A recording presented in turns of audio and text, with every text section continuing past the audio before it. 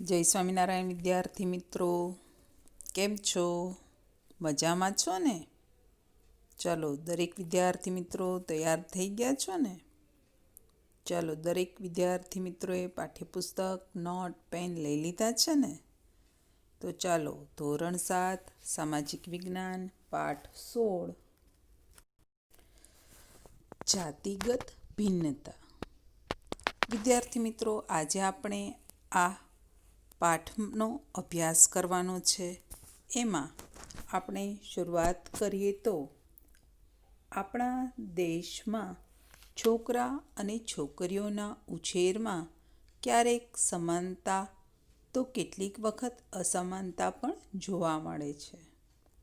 છેલ્લા 2 દાયકામાં તો આ બાબતે જાગૃતિ ફેલાય છે. આ અંગે સરકાર પણ વિવિધ યોજનાઓ અને આયોજનો કરી ભેદભાવ ન થાય તેવા પ્રયત્ન કરી રહે છે. આપણો દેશ અનેક વિવિધ ભિન્નતા ધરાવતો દેશ છે. આધુનિક સમય પ્રમાણે છોકરા છોકરીઓને શિક્ષણમાં સમાન અધિકાર આપવામાં આવ્યા છે. રૂઢિગત માન્યતા પ્રમાણે આજે પણ કેટલાક વિસ્તારોમાં કન્યાઓને શિક્ષણના અધિકાર પ્રાપ્ત કરવા ક્યારેક મુશ્કેલી કે અગવડ પડે છે. સમાજમાં પ્રવર્તમાન ભેદભાવની અસર લાંબા ગાળે સમાજ વ્યવસ્થા ઉપર થાય છે. સમાજમાં કેટલાક કુરિવાજો પ્રચલિત થાય છે. હજુ પણ કેટલીક જગ્યાએ જોવા મળતા બાળ લગ્ન થવાનું એક કારણ આ ભેદભાવ છે. બાળ લગ્નના પરિણામે મોટા ભાગે મહિલાઓ આગળ શિક્ષણ મેળવી શકતી નથી અને તેને કારણે તેમનો વિકાસ રૂંધાઈ જાય છે. એની એક અસર સ્ત્રીઓના સ્વાસ્થ્ય ઉપર પણ પડતી હોય છે. જો જાતિગત ભેદભાવ દૂર થાય તો આવી ઘણી બધી સમસ્યાઓનું સમાધાન થઈ શકે છે. આપણી આસપાસ સ્ત્રી અને પુરુષ ઉપરાંત નાન્યતર ભિન્નતા સ્વીકારેલ છે. સ્ત્રી અને પુરુષને સરખા કામ માટે વધારે મહેનતાણું પુરુષને અપાય છે. આ જ કામ માટે સ્ત્રીઓને ક્યારેક ઓછું મહેનતાણું ચૂકવાય છે. આવા પ્રકારના ભેદભાવો ગુના બને છે. આધુનિક સમયમાં મહિલાઓ બધા ક્ષેત્રોમાં જોવા મળે છે, જેમ કે તબીબી, ઇજનેર, વકીલ, વિમાન ચાલક કે આવી દરેક બાબતોમાં મહિલાઓ સમાન રીતે કામ કરે છે અને પણ પુરુષ સાથે. જાતિગત ભિન્નતાની ખાસ અસર મોટે ભાગે ગામડાઓમાં જોવા મળે છે. પ્રાથમિક શિક્ષણ સરકાર દ્વારા અપાઈ રહ્યું હોવા છતાં ક્યાંક દીકરીઓને ઉચ્ચ શિક્ષણ અપાવતી વખતે વાલીઓમાં કચવાટ જોવા મળે છે. સરકાર દ્વારા સહાયને કારણે દીકરીઓ માટે ઉચ્ચ શિક્ષણ સરળ અને સહજ બન્યું છે. હવે વિદ્યાર્થી મિત્રો, આપણે ભારતીય માન્યતા પ્રમાણે છોકરા છોકરીના ઉછેર વિશે જોઈએ તો વર્ષ 2001ની વસ્તી ગણતરીમાં 0થી 6 વર્ષ સુધીના બાળકોમાં છોકરા છોકરીઓની સંખ્યામાં મોટો તફાવત જોવા મળ્યો હતો. કેટલાક સમય પહેલાં દીકરીને જન્મ પહેલાં જ મારી નાખવાને લીધે છોકરા છોકરીઓની સંખ્યામાં અસમાનતા વધુ જોવા મળી છે. આ માટે સરકાર દ્વારા ભ્રૂણ હત્યા વિરોધી કાયદો બનાવાયો.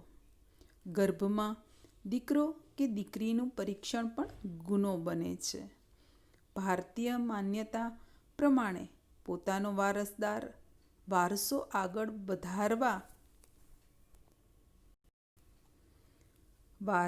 આગળ ધપાવવા માટે સંતાનમાં પુત્રને જ મહત્ત્વ આપવામાં આવતું હતું.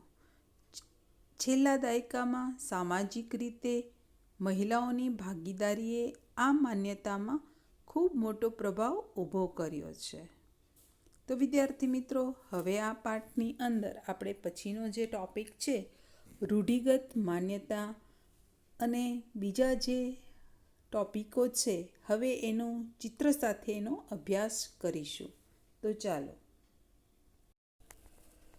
સૌપ્રથમ વિદ્યાર્થી મિત્રો આપણે રૂઢિગત માન્યતા વિશે ચર્ચા કરીએ તો જાતિગત ભિન્નતા અંગે આપણા દેશમાં અનેક માન્યતાઓ રહેલી છે. દીકરાઓ અને દીકરીઓના ઉછેરમાં ભિન્નતા જોવા મળે છે. વિદ્યાર્થી મિત્રો, દીકરી કે દીકરાના જન્મ માટે પિતાના રંગસૂત્રોનો આધાર રાખવામાં આવે છે, પરંતુ તેમાં માતાને જવાબદાર ઠેરવી તેને શારીરિક અને માનસિક ત્રાસ આપવામાં આવે છે. દીકરીને બહાર ભણવા કે નોકરી કરવા માટે શહેરમાં મોકલવાને બદલે પોતાના વિસ્તારમાં ભણાવવાનું લોકો વધુ પસંદ કરતા હોય છે. રૂઢિગત માન્યતાને આધારે કહી શકીએ કે આજે પણ કેટલાક સમાજમાં દીકરીઓના શિક્ષણ સામે ઘણા બધા સવાલો ઊભા કરવામાં આવે છે. માટે દીકરીઓ ઉચ્ચ શિક્ષણ પણ મેળવી શકતી નથી. આવી રૂઢિગત માન્યતાઓને નાબૂદ કરવા માટે સરકાર દ્વારા દીકરીઓ શિક્ષણ મેળવી પગભર બને એવા પ્રયત્નો કરે છે. તેથી આજે પોલીસ અને સૈન્યમાં દીકરીઓની સંખ્યા વધારે જોવા મળે છે. છેલ્લા કેટલાક દશકાઓથી મહિલાઓ વિભિન્ન ક્ષેત્રમાં અથવા વિવિધ ક્ષેત્રમાં આપણે તેને કામ કરતા જોઈ શકીએ છીએ. અંતરિક્ષ ક્ષેત્રમાં મહિલાઓ પણ જોવા મળે છે. કન્યાઓની સુરક્ષા અને સંરક્ષણ માટે સરકાર સતત પ્રયત્ન કરતી રહે છે.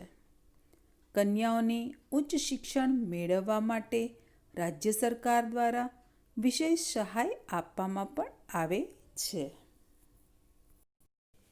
હવે વિદ્યાર્થી મિત્રો, ઘરકામમાં અસમાનતા વિશે અભ્યાસ કરીએ તો આપણે જાણીએ છીએ કે દીકરો કે દીકરી બુદ્ધિ સ્તરમાં કોઈ તફાવત નથી, છતાં પણ નાની નાની બાબતોમાં દીકરા અને દીકરી વચ્ચે ભેદ રાખવામાં આવે છે.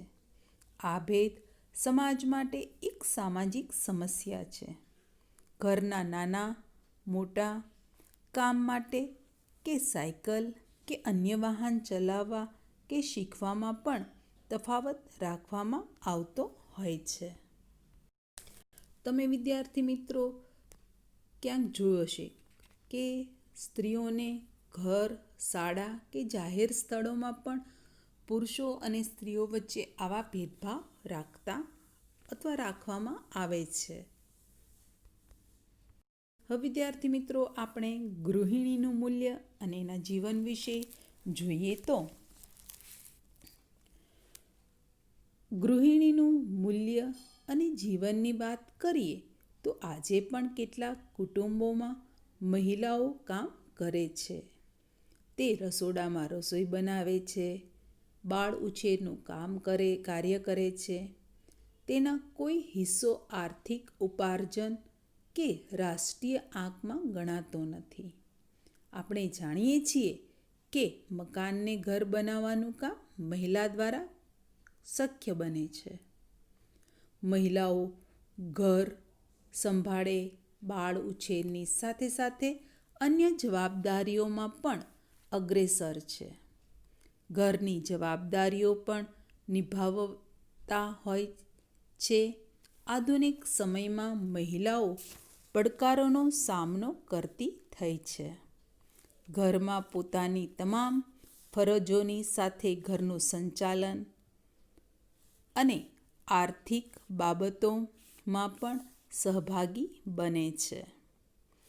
આધુનિક સમયમાં મહિલાઓ વિભિન્ન ક્ષેત્રમાં આગવી ઓળખ ઊભી કરવામાં પણ સફળ રહી છે. જેમાં રમતગમતનું ક્ષેત્ર હોય, ફિલ્મનું ક્ષેત્ર હોય, મનોરંજનનું ક્ષેત્ર હોય કે રાજકારણનું ક્ષેત્ર હોય, કે અવકાશનું હોય કે વિજ્ઞાન અને સંશોધનનું ક્ષેત્ર હોય, આ વિવિધ ક્ષેત્રમાં મહિલાઓને આપણે જોવા મળે છે. સંરક્ષણ જેવી કપરી મનાતી કામગીરીમાં પણ આજે મહિલાઓ પોતાનું યોગદાન આપી રહી છે. હવે વિદ્યાર્થી મિત્રો, આપણે નારી સશક્તિકરણ વિશે વાત કરીએ તો કહેવાય છે, સ્ત્રીઓ સમગ્ર વિકાસની પ્રક્રિયાનું કેન્દ્રબિંદુ છે. એક સ્ત્રી શિક્ષિત બને તો એક ઘર, એક સમાજ અને એક રાષ્ટ્ર સશક્ત બને છે. તેથી મહિલાઓને સશક્ત કરવા માટે છેલ્લા 2 દાયકામાં સરકાર દ્વારા અનેક કાર્યક્રમો અને આયોજનો થયા છે, જેમાં પશુપાલન, ઉદ્યોગ અને અન્ય સાહસ માટે સહાય આપવામાં આવે છે. સ્ટાર્ટઅપ ઇન્ડિયા અને મેક ઇન ઇન્ડિયા અંતર્ગત અનેક યોજનાઓ નારી સશક્તિકરણ માટે ચલાવવામાં આવે છે. નારી સશક્તિકરણ માટે અનેક સંસ્થાઓ કાર્યરત છે. તો આવી રીતે નારી સશક્તિકરણ માટે સરકાર અને સંસ્થાઓ વિવિધ યોજનાઓ દ્વારા વિકાસ કરતી રહી છે. હવે વિદ્યાર્થી મિત્રો, વિવિધ ક્ષેત્રોમાં મહિલાઓનું યોગદાન વિશે જોઈએ તો વિદ્યાર્થી મિત્રો, આ મહિલાને તમે ઓળખો છો, બરાબર છે ને? આ મહિલા એટલે ભારત દેશના સૌપ્રથમ રાષ્ટ્રપતિ, મહિલા રાષ્ટ્રપતિ, જેને આપણે કહી શકાય. એટલે કે સૌપ્રથમ મહિલા રાષ્ટ્રપતિ એટલે પ્રતિભાસિંહ પાટીલ. વિદ્યાર્થી મિત્રો, અહીં તમે એનું ચિત્ર જોઈ શકો છો કે આ મહિલા એટલે કે પ્રતિભાસિંહ પાટીલ એ આપણા દેશ એટલે કે ભારત દેશના પ્રથમ મહિલા રાષ્ટ્રપતિ બનવાનું એમને ગૌરવ પ્રાપ્ત થયું છે. આ પ્રતિભાસિંહ પાટીલ એ ગૌરવ ધરાવે છે. રાજસ્થાનની આ મહિલા આગેવાનને આ સ્થાન શોભાવ્યું હતું. તેમની સરળતા અને સહજ જીવનશૈલી માટે આપણે હંમેશા તેને યાદ કરીએ છીએ. તેવા જ આપણા દેશના બીજા મહિલા એટલે ઇન્દિરા ગાંધી, જે આપણા દેશ એટલે કે ભારત દેશના પ્રથમ મહિલા વડાપ્રધાન હતા. વર્ષ 1971માં ભારત પાકિસ્તાન વચ્ચે યુદ્ધ થયું. આ યુદ્ધમાં પાકિસ્તાન સામે ભવ્ય વિજય હાંસલ કર્યો અને આ ભવ્ય વિજય હાંસલ કરી વિશ્વમાં લોખંડી મહિલા તરીકે એમને નામના મેળવી છે. એ હતા ઇન્દિરા ગાંધી. તમે વિદ્યાર્થી મિત્રો અહીં એનો ફોટો જોઈ શકો છો. વિદ્યાર્થી મિત્રો, હવે આ ત્રીજી મહિલા છે સુષ્મા સ્વરાજ. તેઓને ભારત દેશના પ્રથમ મહિલા વિદેશ મંત્રી તરીકે આપણે એને ઓળખીએ છીએ. લાંબો સમય તેમને રાજકીય જીવનમાં પસાર કર્યો છે. નાની ઉંમરમાં હરિયાણા રાજ્ય સરકારના કેબિનેટ મંત્રી બનવાનું ગૌરવ પણ તેમને મળ્યું છે. એટલે વિદ્યાર્થી મિત્રો, અહીં તમે સુષ્મા સ્વરાજનો ફોટો જોઈ શકો છો. પછીના આ મહિલા છે એ છે લતા મંગેશકર, જેને સ્વર સામ્રાજ્ઞી તરીકે વિશ્વમાં પોતાની આગવી ઓળખ મેળવનાર એટલે લતા મંગેશકર, જેમણે વિવિધ ભાષાઓમાં 40,000 કરતાં પણ વધારે ગીતો ગાયા છે. ભારત સરકારે તેમને ભારત રત્નથી સન્માનિત કરેલ છે. એટલે તો વિદ્યાર્થી મિત્રો આપણે લતા મંગેશકરને સ્વર સામ્રાજ્ઞી તરીકે ઓળખીએ છીએ. પછીના જે મહિલા છે એ છે કલ્પના ચાવડા. કલ્પના ચાવડા મૂળ ભારતીય હતા. અવકાશયાત્રી તરીકે યાત્રા પૂર્ણ કરી પરત ફરતા અકસ્માત થયો અને તેમનું અવસાન થયું. અવકાશ સાથે તેમનું નામ કાયમ જોડાયેલ રહેશે. અને જે છેલ્લી મહિલા છે એ છે સરિતા ગાયકવાડ. પણ વિદ્યાર્થી મિત્રો તમને એમ થશે કે પાઠ્યપુસ્તકમાં તો એમનું નામ વનિતા ગાયકવાડ આપ્યું છે, પણ વનિતા ગાયકવાડનું સાચું નામ સરિતા ગાયકવાડ છે. હવે તમને ખબર પડી ને કે ભાઈ ચોપડીમાં એનું જૂનું નામ આપ્યું છે વનિતા ગાયકવાડ અને અહીં સરિતા ગાયકવાડ એનું સાચું નામ છે. સરિતા ગાયકવાડે દોડમાં ખેલ મહાકુંભથી શરૂઆત કરી. તેઓએ કોમનવેલ્થ ગેમમાં ભારતને સુવર્ણ ચંદ્ર અપાવ્યો હતો. ગુજરાત સરકાર દ્વારા તેમની કન્યા કેળવણી માટે એમ્બેસેડર તરીકે પસંદ કરવામાં આવ્યા હતા. તમે એનું અહીં ચિત્ર જોઈ શકો છો સરિતા ગાયકવાડનું. હવે વિદ્યાર્થી મિત્રો આપણે વિવિધ ક્ષેત્રોની મહિલાઓ વિશે અભ્યાસ કર્યો. હવે એના પછીનો ટૉપિક છે જન્મ અને મરણ વિશે. તો ચાલો હવે આપણે એ ટૉપિક વિશે વિગતે અભ્યાસ કરીએ.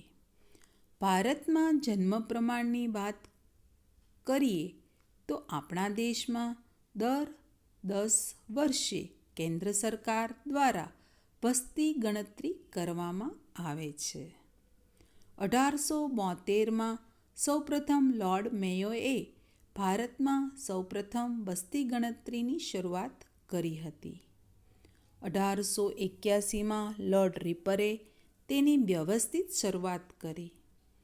ત્યારથી લઈ આપણા દેશમાં છેલ્લી વસ્તી ગણતરી 2011માં કરવામાં આવી હતી અને આ વસ્તી ગણતરી મુજબ શહેરી અને ગ્રામ્ય વિસ્તારમાં જન્મતા બાળકોમાં ખૂબ મોટો તફાવત કે ફેરફાર જોવા મળે છે. જો વિદ્યાર્થી મિત્રો અહીં તમને જે ચાર્ટ અથવા કોષ્ટક આપ્યું છે એવું તમને કોષ્ટક તમારા પાઠ્યપુસ્તકમાં પેજ નંબર 105 ઉપર આપેલું છે. હવે આપણે એના વિશે અભ્યાસ કરીએ. વિદ્યાર્થી મિત્રો આપણી આસપાસ પુરુષો અને સ્ત્રીઓનું પ્રમાણ સરખું લાગે છે, પરંતુ અત્યાર સુધીની વસ્તી ગણતરીઓથી આપણે કહી શકીએ છીએ કે ભારતમાં સ્ત્રીઓ અને પુરુષોના જાતિ પ્રમાણમાં અસમાનતા જોવા મળે છે. જે તમને અહીં આ કોષ્ટક દેખાડું છું એમાં દરેક વસ્તી ગણતરી મુજબ 1000 પુરુષોએ સ્ત્રીઓની સંખ્યા આપેલી છે. તમે જો નીચે જોવો છો ને 1901થી લઈને 2011 સુધી અને આ 972, 964 એ બધી દર 1000 પુરુષે સ્ત્રીની સંખ્યા અહીં તમને દર્શાવેલી છે. હવે આપણે એના વિશે જોઈએ. 1901થી લઈએ ને 2011 સુધીની સ્ત્રીઓની સંખ્યા અથવા ત્યાં સુધીની સંખ્યા આપવામાં આવેલી છે. 1901થી લઈ 1991 સુધીની 1000 પુરુષોએ સ્ત્રીનું પ્રમાણ સતત ઘટાડો થતો જોવા મળે છે. તો જો તો વિદ્યાર્થી મિત્રો આપણે કઈ સાલને કીધી હતી તો કે 1901થી લઈ 91 સુધીની. ત્યાં તમે જો તો વસ્તીનું 1901માં 972 હતું, 11માં 964 થયું, એટલે ઘટતી જાય છે, ધીમે ધીમે ઘટતી જાય. અને કીધું છે ક્યાં સુધી તો કે 1991 સુધી 926 થઈ. એટલે કે સ્ત્રીઓની સંખ્યામાં પુરુષોની કરતાં સ્ત્રીઓની સંખ્યા સતત ઘટતી ગઈ. પરંતુ 2001થી 1000 પુરુષોએ સ્ત્રીનું પ્રમાણમાં સતત સરકારના પ્રયત્નોથી સુધારો થયો. આપણે એ જોવા મળે છે. તમે જો 2001માં જો તો કે કેટલી બધી, તો કે 933 થઈ. તમે એ જોઈ શકો છો. અને 2011માં 940 થઈ. તો જોઈને વિદ્યાર્થી મિત્રો કે ભાઈ દર 1000 પુરુષોએ 1901થી લઈ 1991 સુધી સતત સ્ત્રીઓની સંખ્યા ઘટતી ગઈ. પણ ધીમે ધીમે સરકારના પ્રયત્નોથી 2001થી લઈ અને 2011 સુધી ધીમે ધીમે સ્ત્રીઓની સંખ્યામાં વધારો થઈ રહ્યો છે. એ તમે અહીં કોષ્ટકમાં તમને જોઈ શકો છો. અને અભ્યાસના અંતે હવે વિદ્યાર્થી મિત્રો આપણે જોઈએ મહિલા આંદોલનોનો અભ્યાસ કરીએ તો આઝાદી પહેલાં મહિલાઓએ અંગ્રેજો સામે અનેક આંદોલનો કર્યા હતા. ગાંધીજીની આગેવાનીમાં વિવિધ આંદોલનો થયા. કસ્તુરબા સાથે ગુજરાત સહિત દેશભરમાં અનેક મહિલાઓ આ આંદોલનમાં જોડાઈ હતી. વર્તમાન સમયમાં બિહારમાં દારૂબંધી કરાવવા મહિલાઓએ સફળ આંદોલન કર્યું હતું. મહિલાઓ અત્યારે પોતાની સમસ્યાઓ અને તથા સવાલો સાથે આંદોલન કરે છે અને એમાં જોડાય પણ છે. તો વિદ્યાર્થી મિત્રો આપણે આજે આ પાઠમાં એટલે કે જાતિગત ભિન્નતામાં આજે આપણે કયા ટોપિક વિશે અભ્યાસ કર્યો? તો કહેવાય કે આપણે રૂઢિગત માન્યતા વિશે અભ્યાસ કર્યો, ઘરકામમાં અસમાનતા વિશે અભ્યાસ કર્યો, ગૃહિણીનું મૂલ્ય અને જીવન વિશે અભ્યાસ કર્યો, સાથે સાથે નારી સશક્તિકરણ વિશે અભ્યાસ કર્યો. એની સાથે વિવિધ ક્ષેત્રોમાં જે મહિલાઓએ પોતાનું યોગદાન આપ્યું છે એવી મહિલાઓ વિશે તમે અભ્યાસ કર્યો. એમાં પ્રતિભા પાટીલ, ઇન્દિરા ગાંધી, સુષ્મા સ્વરાજ, લતા મંગેશકર, કલ્પના ચાવડા અને બનીતા ગાયકવાડ અથવા સરિતા ગાયકવાડ વિશે અભ્યાસ કર્યો. સાથે જન્મદર, જન્મ પ્રમાણ વિશે અભ્યાસ કર્યો. અને આ કોષ્ટકને આધારે આપણે 1901થી લઈને 2011 સુધી સ્ત્રીઓનું પ્રમાણ કેવું છે એ વિશે અભ્યાસ કર્યો.